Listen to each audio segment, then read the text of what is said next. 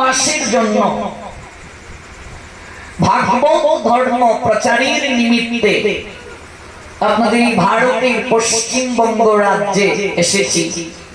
বিভিন্ন জেলায় হরিকথা আস্বাদন করা হবে।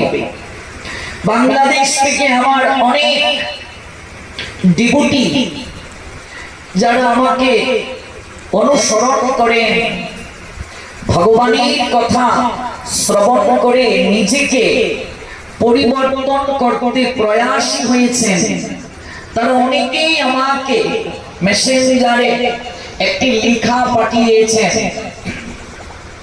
কিছু অসাধু, কিছু কপট ব্যক্তি, স্বার্থান্বেষী কিছু লোক ফেসবুকে একটা বিশেষ গুজব ছড়াচ্ছে একাদশী নিয়ে।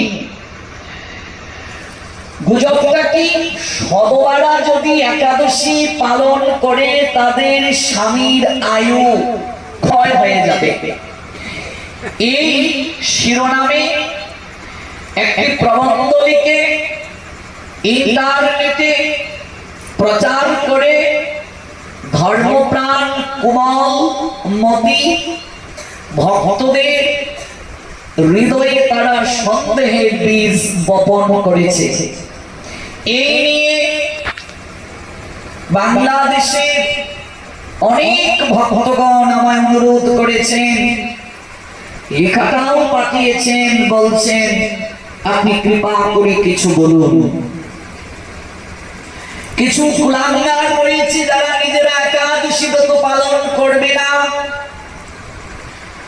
সমাজের মানুষ যেন ব্রত পালন না করে এই জন্য তারা করছে বিভিন্ন ভাবে ব্রত থেকে সরিয়ে আনয়নের জন্য চেষ্টায় রত আছে। তন্মধ্যে স্মার্ট অবলম্বী কিছু কপট লোক তার সঙ্গে যোগদান করেছে। দেখুন, শাস্ত্রে শত শত শ্লোক রয়েছে একাদশী ব্রত পালনের পক্ষে। কেবল এক দুটো শ্লোক দ্বারা সনাতন শাস্ত্রের কোনো বিশেষ বিষয়ের উপরে সিদ্ধান্ত গ্রহণ করা মূর্খতা ব্যতীত আর কিছু নয়। যে সকল কুলাঙ্গার ব্যক্তিগণ অনলাইনে প্রচার করছে সদবাদের একাদশী করতে নেই, সদবারা একাদশী করলে তাদের স্বামীর আয়ু নাকি নষ্ট হয়ে যাবে, সদবারা নাকি একাদশীর দিন মাছ মাংস খাবে। তো আপনারা ভারতের মায়েরা এখানে অনেকজন এসেছেন পাঠে, এক তৃতীয়াংশরাই তো এখানে সদবা। আপনারা কি একাদশী ব্রত বর্জন করেছেন? করেন? তাহলে আপনাদের স্বামীর আয়ু কমে যাবে, এটা শুনে ভয় পাচ্ছেন না? ভয় পাচ্ছেন না? তার মানে কোনো ভয় পাচ্ছেন না আপনারা। কারণ কি? এটা অশাস্ত্রীয়, যারা প্রচার করছে এটা অশাস্ত্রীয় বলেই ভয় নেই।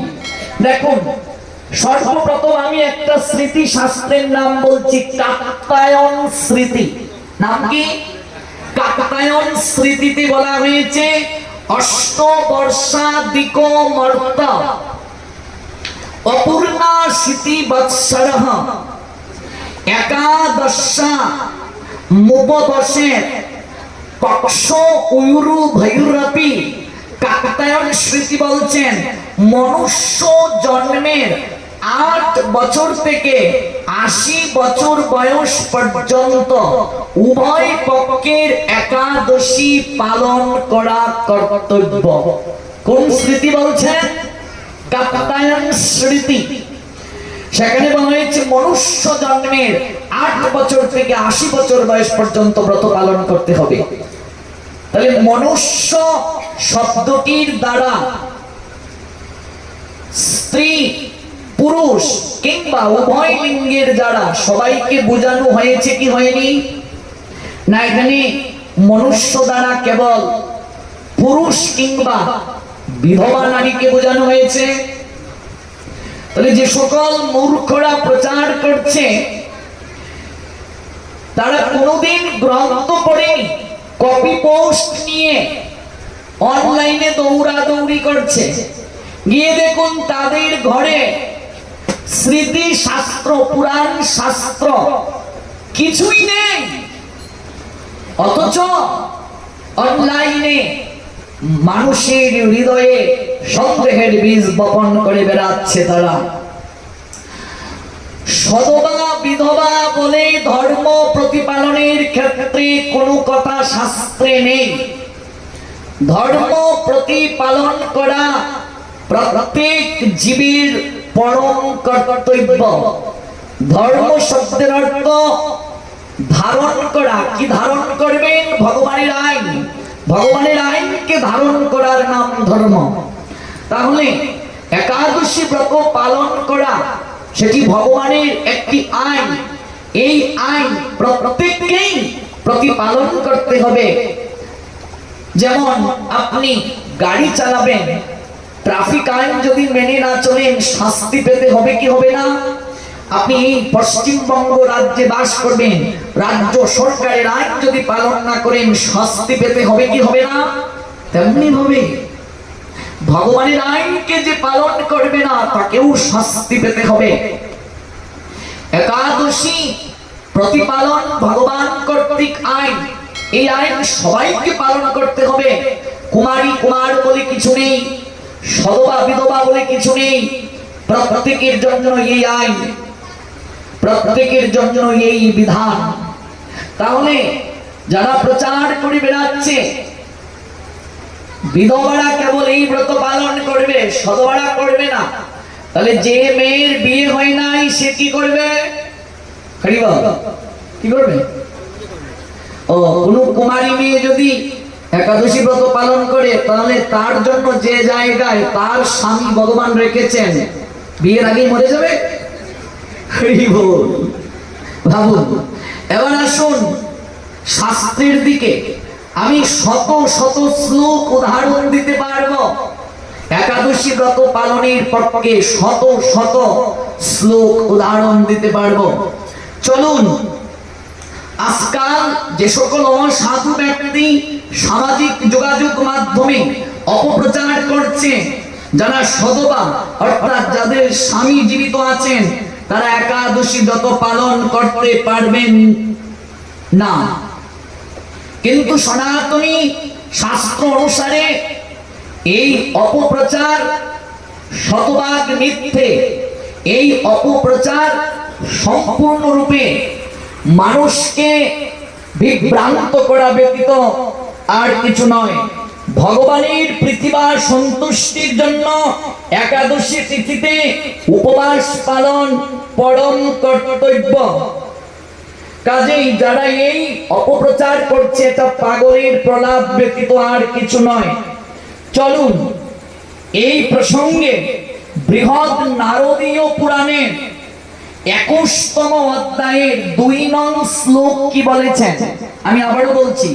বৃহৎ নারদীয় পুরাণ অধ্যায় 21 শ্লোক 2, সেখানে বলা হয়েছে ব্রাহ্মণ ক্ষত্রিয় বিশান শূদ্রাণাং চৈব জোষিতাং মোক্ষদং কুর্বতাং ভক্তা বিষ্ণু প্রিয়তরং দ্বিজা। কি বলছেন? বৃহৎ নারদীয় পুরাণ অধ্যায় 21 শ্লোক 2 বলা হয়েছে ব্রাহ্মণ, ক্ষত্রিয়, বৈশ্য, শূদ্র এবং বিবাহিত স্ত্রীলোক ইহাদিগের মধ্যে যে কোনো ব্যক্তি হোক না কেন ভক্তিপূর্বক একাদশী ব্রত পালন করে তারা মুক্তি লাভ করতে পারে। আছে কি নেই? বৃহৎ নারদীয় পুরাণ অধ্যায় 21 শ্লোক 2, সেখানে কি সদবাদের একাদশী ব্রত পালন করতে নিষেধ করা হয়েছে? হয়নি। বরং আরো বলা হয়েছে যদি কেউ সদবা স্বামীকে নিয়ে ব্রত পালন করে সে অসীম ভগবানের কৃপা প্রাপ্ত হবে। কোথায় আছে সেই তত্ত্ব? সেই তত্ত্ব পাবেন পদ্ম পুরাণ স্বর্গখণ্ড অধ্যায় 44 শ্লোক সংখ্যা 76, 77, 78 ভালো করে জেনে যান। পদ্ম পুরাণ কোন খণ্ড? স্বর্গখণ্ড। অধ্যায় 44 শ্লোক 76, 77, 78 সেখানেই বলা হয়েছে পতি সহিতা ইয়া ঈশিত করুতি হরিবাসরম সুপুত্রা স্বামী সুভগা ইয়াতি প্রত্যহ হরির গৃহম ইয়ো ইচ্ছতি হরির অগ্রে প্রদীপং ভক্তি ভাবতঃ হরের দিনে দ্বিজশ্রেষ্ঠ পুণ্য সংজ্ঞা নবিদ্যতে ইয়াঙ্গানা ভক্তু সহিতা কুরুতে জাগরণ ঘরে হরের নিকেতনে তিষ্ঠে চিরং পদ্ম সহদ্বিজ।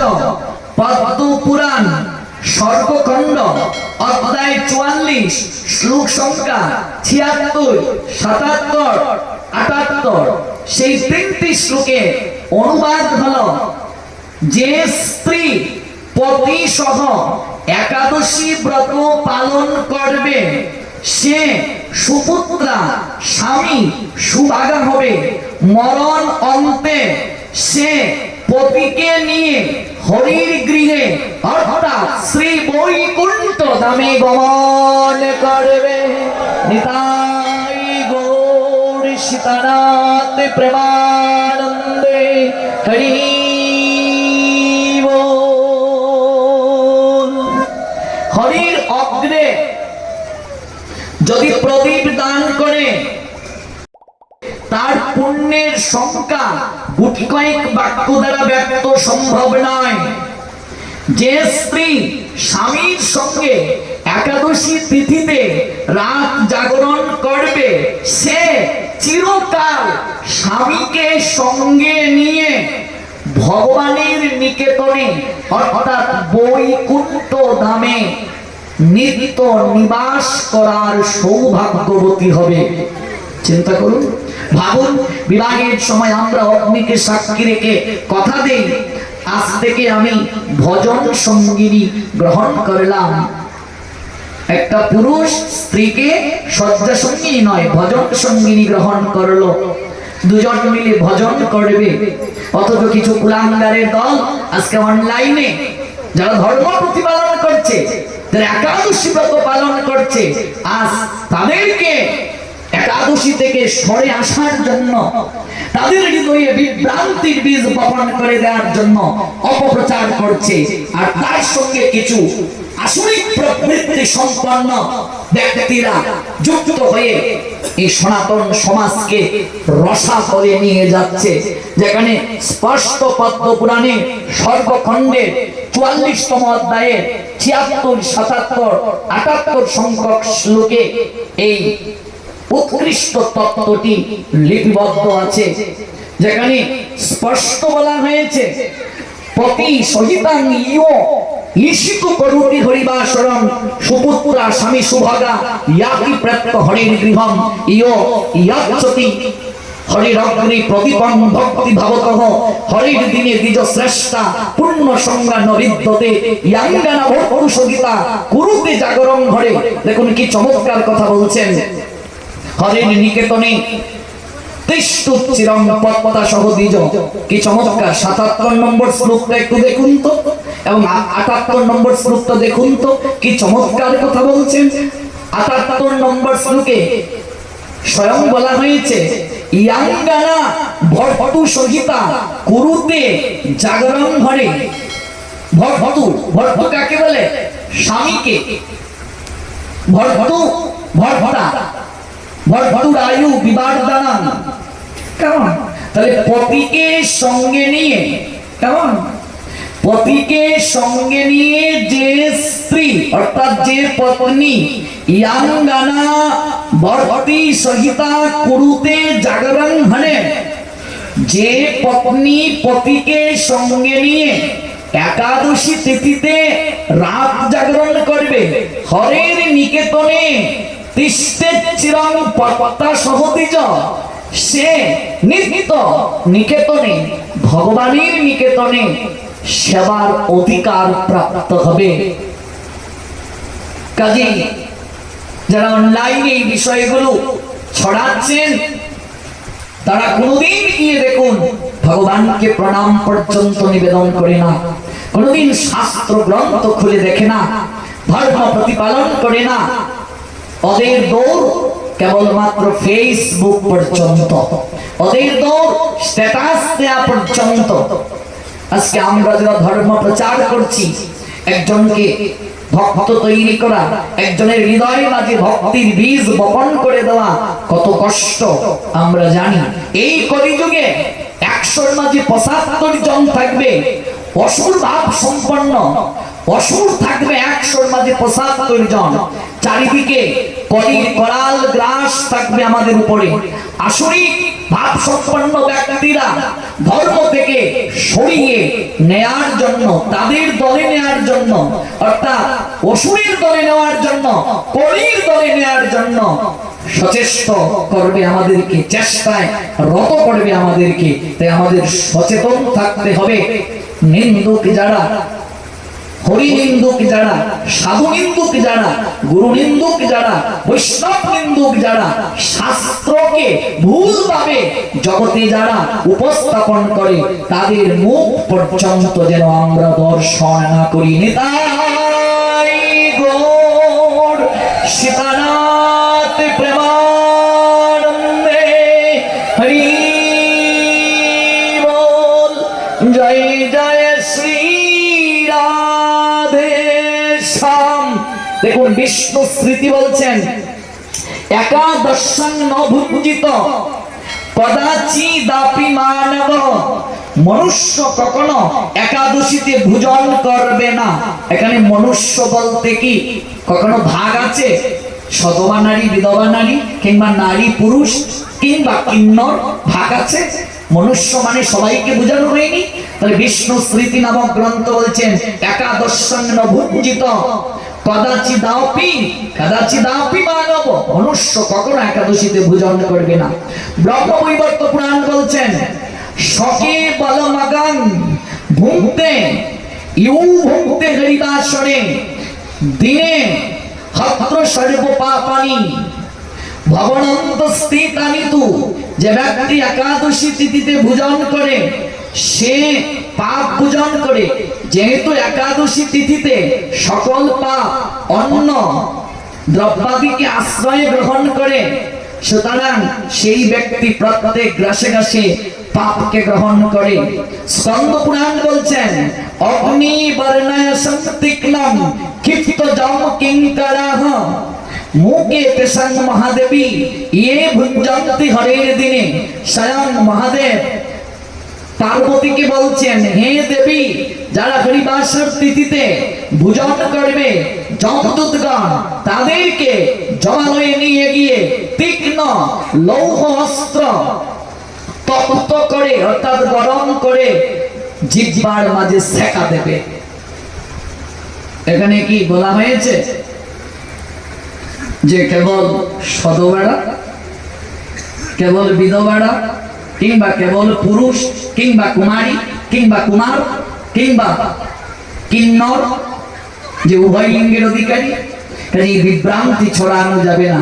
বৃহৎ নারদীয় পুরাণ বলছেন, ব্রহ্ম হত্যাদি পাপানাং কতঞ্চি ইন্নিষ্কৃতি ভবে একাদশস্তু ইয় ভুঙ্ক্তে নিষ্কৃতি কুত্রচিৎ। ব্রহ্ম হত্যাদির মতো মহাপাপ প্রায়শ্চিত্তের দ্বারা নিষ্কৃতি প্রাপ্ত হওয়া যায়, কিন্তু একাদশীতে ভোজনকারী ব্যক্তির কখনো নরক হইতে পরিত্রাণ প্রাপ্তি সম্ভব নয়। কাজেই এই অপপ্রচারে আমরা কখনো বিভ্রান্ত হব না। আজকের এই আলোচনা থেকে আমরা শাস্ত্রের বিভিন্ন শ্লোকের মাধ্যমে সিদ্ধান্তে উপনীত হলাম, একাদশী সবার জন্য।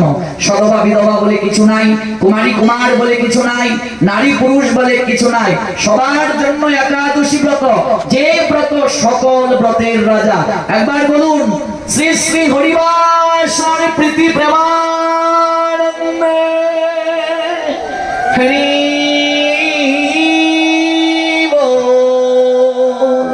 জয় জয় শ্রী রাম।